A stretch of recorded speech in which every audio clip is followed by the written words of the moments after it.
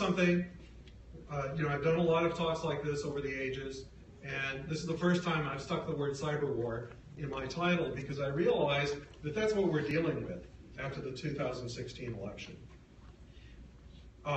The US government and other governments have been worried about cyber war for a long time. The reason is that the military and civilian society are increasingly dependent upon computers, and so it becomes a useful military tactic to try to disrupt computation. So the US government has been extremely worried about this. It's been funding both research and defensive activities in cyber war, as well as offensive activities. We don't hear that much about, but they're there. Other countries are doing the same thing. So typical targets that are discussed. I don't really, I'm not really focused on computer security in my professional activities, but I know about it because of voting, and I also just follow the news. And so if you're in computer science, you hear a lot about these things because it's such a big issue. So typically when people think about cyber war, they think about attacks on telecommunications infrastructure, both civilian and military, including bringing down the whole internet, which is actually something that could happen. And other kinds of infrastructure, such as the power grid, sewage treatment plants, which are often computer controlled, and people haven't put enough thought into making these things secure. Often they're on the internet, and there are horror stories of these things being hacked. And I'll mention some in other countries in a little bit. One area that doesn't get enough discussion is the potential of an election as a target of cyber war. So, suppose you're a foreign adversary and you want to attack the United States. It would be completely suicidal to, launch the boats and try to mount an invasion from sea or something like that. On the other hand, we have what is essentially an undefended border, which is you can elect whoever you want to be the commander-in-chief of the military. And so that's really the way I'm looking at it now. Okay, so in cyber war, there's a history of state-sponsored attacks. Now, I'll mention that attribution is difficult. It's sometimes not so easy to tell, unless they boast about it, who's responsible for these attacks, but we have some pretty good indications, and there's kind of a consensus in some cases. So I'm not 100% sure of who mounted any of these attacks. So one example is the Stuxnet virus, which destroyed a lot of the Iranian uranium centrifuges for refining uranium. And nobody's really admitting to this, except in a wink, wink, nudge, nudge kind of way, but it's usually attributed to Israeli and American efforts. There are probably Russian attacks on the Ukraine. In particular, there's a reported virus that's destroyed 80% of Ukrainian D-30 howitzers, whatever they are. I assume they launch shells at things. But the Ukrainian military is not proud of this and denies it. Who really knows? But apparently some howitzers were destroyed by something involving putting viruses on cell phones that control these things. There was an attack on the power grid in the Ukraine that left over 200,000 people without power. The Russians are denying that they're behind it, but it is often attributed to them. It was a time of, as now, a lot of tension between Russia and the Ukraine, and there were signs that came from the Russians. Okay, what about elections in particular? Well, there is a history of Russian attacks against the Ukraine on elections. So in 2014, files were sabotaged on the central election servers and software was sabotaged there. And just before the election, a virus was removed that it is stated in reliable sources, don't know if it's really true, but would have given a fringe right-wing candidate 37% of the vote instead of the 1% that he actually got. Interestingly, the Russian media actually reported the 37% result before, so it's a little disturbing.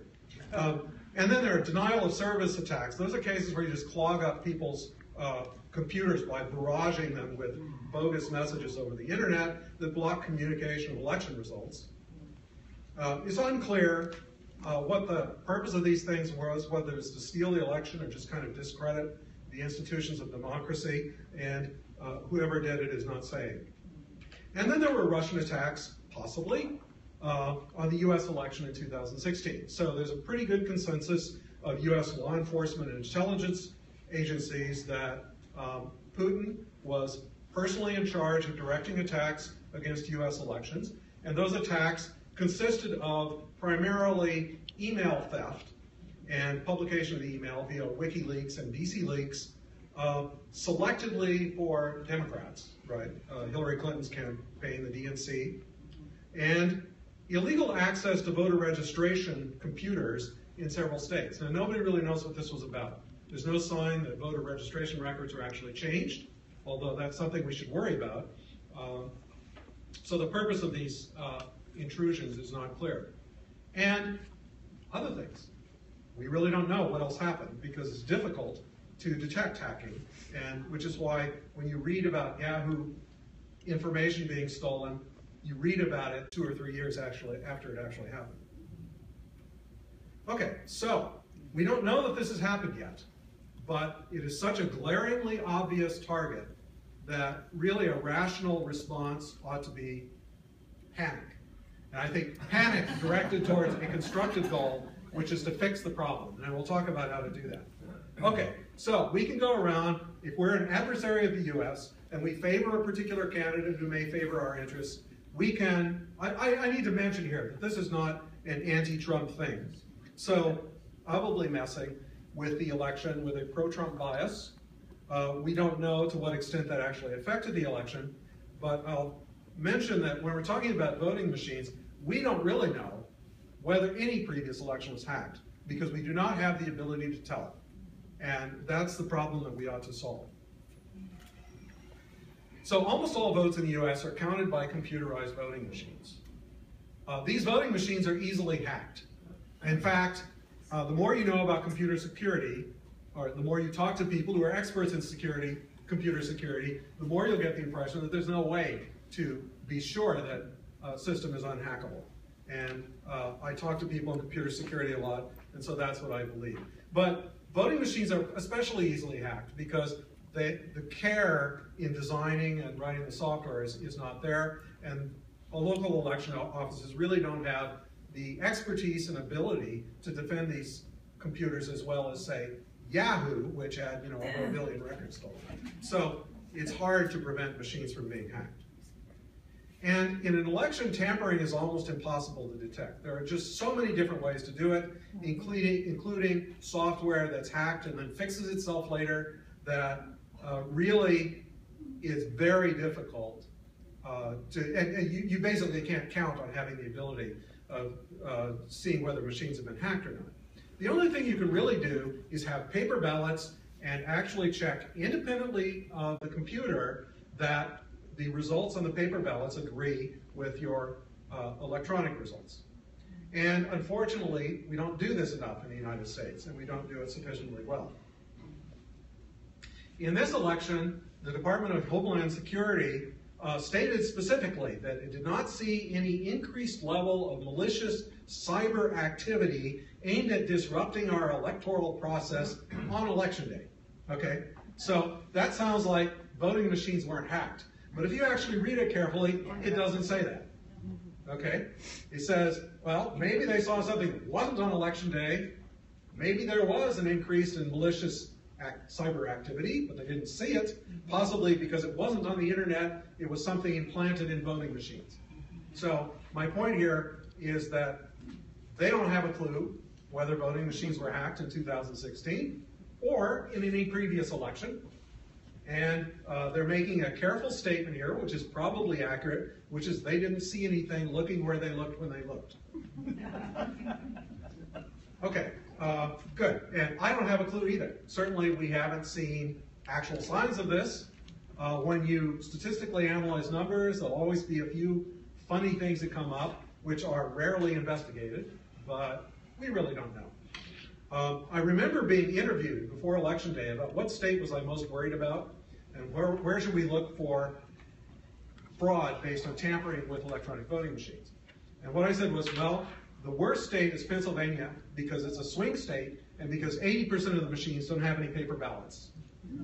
And then the question was, well, how would we know? And I said, well, you can't tell, but what you might look for is a big divergence between poll results and what happens in the state. And so that happened, but it happened, throughout the country. It's not clear that it's Pennsylvania specific. And there was an actual attempt to get a recount in Pennsylvania. And that was basically futile because there's nothing to recount in 80% of the precincts. And it turns out it was blocked legally in most places anyway. So we have a big problem here. And I am tiptoeing up to the edge of implying that there's fraud in Pennsylvania, but I don't actually believe that voting machines in Pennsylvania were hacked. And that's not because I know anything about it, it's because I choose to believe that, because we have no evidence one way or another. Okay, so elections are special. And so I want to make a point here that elections are different from, say, electronic banking, because it's easy to accept the results of an election when you won it. When you lost an election, that's not so easy to accept. And that's where you really need to be reassured that the results are honest. And so there's a quote here from Dick Tuck, who was a famous political trickster when he ran for Congress in Southern California someplace in the 60s, which is the least gracious concession speech ever given. But I like it because it captures the idea that you don't have to like the election result, but you have to accept it. But you're only going to accept it if you believe that the results are accurate, that actually the people have spoken, and if you didn't like what they said, that their votes were accurately counted. If you believe the election was stolen from you, then you have a big problem, and the country has a big problem, because the legitimacy of elected officials is important for government continuing. So we have to have credible elections. So even the losers have to believe the results of elections. And so it's not sufficient that the elections be accurate or the machines be honest that are counting the votes. We have to know that they're accurate. So we need evidence that the election results are what are reported. And so if you have a situation, as we do now, where elections can be stolen without detection, those elections are not credible. And that's true even if there's no actual fraud, because we don't know that there wasn't fraud. We know that the election could have been stolen, so we don't know about the result. I'll mention that a major presidential candidate in the previous election asserted before the election that the voting machines would be rigged. We haven't heard about that after the election for some reason, but there's substantial paranoia in the country at this time. So what kind of risk is there if you try to do a rational analysis of it? If you were trying to figure out how much to spend on a burglar alarm in your jewelry store or something like that, you might, or let's say an alarm in your car, you might feel differently if you have a BMW from if you have a 20-year-old Saturn, as I did until last year. So you might look at the value of the target. So why would somebody bother to break into your jewelry store? Well, if with an election the value of the target is control of the government at some level. Now, in California, land use decisions are made by governments that can be worth billions of dollars. I had somebody actually doubt me on this, but I don't think anybody in this room is going to do that. Somebody who did not live in California. Probably from South Dakota or something. Good. So that's an inside joke, since Barry and I are both from South Dakota. Good. And of course the value includes tremendous power, trillions of dollars in budgets, right? So we've got a lot at stake here. If this were, you don't have this kind of money. You don't have this kind of money in a bank or jewelry store. Who are the potential attackers? Well, foreign governments, we talked about, but it also could be criminal organizations, hackers, candidates, and zealots. Lots of people actually have the resources to mount a sophisticated attack on voting equipment because it's just not that costly. That's my icon for foreign governments. Okay, so the attackers may be very sophisticated and or well-financed. It's difficult to stop this. And my point about cyber attack is that election security is a national security issue. It's not just a question about, I don't know, partisan advantage or something like that. We're actually, the motivation here can actually be a military one. Take over the country. Now, voting is especially hard compared with banking or other things we do on computers. The first thing is we don't really need to do voting We don't need to rely exclusively on computers, but if we do, it's very hard to make them secure. And it's much harder than most other systems that we deal with. So the voting system has to discard vital information. Banks have audit trails where they have the names of everybody who was involved in the transaction, banks and businesses on every transaction. And so money might get stolen. And in fact, it might get stolen unrecoverably. But you can trace, you know that the money got stolen, right? And you can see where it was involved, who was involved up to some point. With voting, you don't know that your vote was stolen. So we have, because of the secret ballot, we're not supposed to know when a ballot is cast, who cast that particular ballot. We can't trace it back to the source. So that's the Australian secret ballot system that we came up with in the late 1800s in this country. And there's another requirement that is often overlooked, which is a voter should not even be able to prove how he or she voted to another person, even if the voter wants to do that. Okay, and this is to prevent vote buying or coercion. So you can't bring a copy of your ballot back to your employer who gave you time off to vote, and he says you're fired or you don't get a raise because you didn't vote the way you wanted. Right? So you're not supposed to have evidence. So one of the cases where we actually want to encourage the ability to commit fraud. Right? If somebody wants to pay me $20 to vote for a particular way, we want the voter to be able to rip that person off by lying about how they voted. No actual evidence how you voted. Okay, so how well can we do with this very difficult task? Well, if we don't limit ourselves to computers, go back to traditional paper ballot type system, we can do pretty well. So this is the Australian secret ballot, and we kind of take it for granted because we know how elections are run, but it really is a pretty brilliant system. So you have paper ballots. Voters can fill out the ballots, and they know that the votes that are recorded in the ballots, written in ink or whatever, are what they intended. And there's a ballot box in public view, and the transportation and counting the ballots are observed by political parties and election officials. The rules vary from state to state and county to county on this, and sometimes they're not as great as we would like. But in general, everybody understands that you never want to leave the ballots in the custody of a single person or under complete control of partisan individuals. So the advantage of this is that everybody understands paper. So if somebody disappears with a ballot box alone in a dark room and emerges with a smirk, people know to be suspicious. Okay, so voting machine security.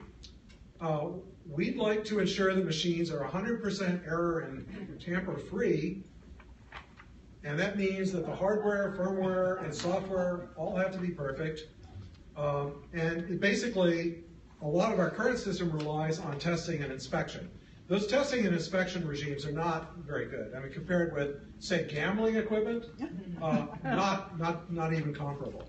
So electronic poker in Las Vegas, which does get ripped off, is much, much more secure than anything we have in our voting systems. So anyway, trying to make the machine secure is actually a study in utility. So sometimes in debates, we go down a rabbit hole about all the different things that can be done to make a computer secure. And I think it's best, it simplifies the debate greatly to say you can't do it. And in fact, if you talk to people who have genuine expertise in the area, that's pretty much what they'll tell you. Either you can't do it or it's not worth trying.